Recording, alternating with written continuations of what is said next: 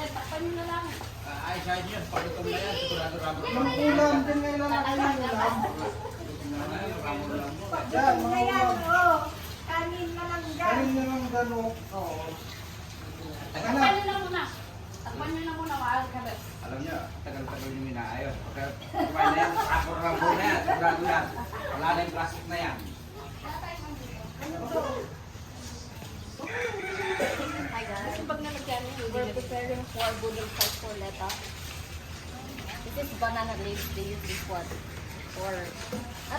Pero sometimes it's going to cut it circle like that and then put it on top of the plate.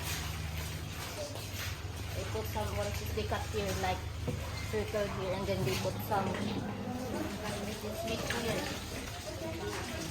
Food here, yes? Oh, yes. For that, I will show you how they put the food here. And we're gonna show how we share the food here. Hi guys, I will show you what's the food here for the fish. This is fish, tuna fish. This one is chicken. And then, I will show you more. Rice. This is rice. This is tinola. Tinola. It's chicken tinola. Pwede man eh, pink soup na eh. Kasi, Have also here.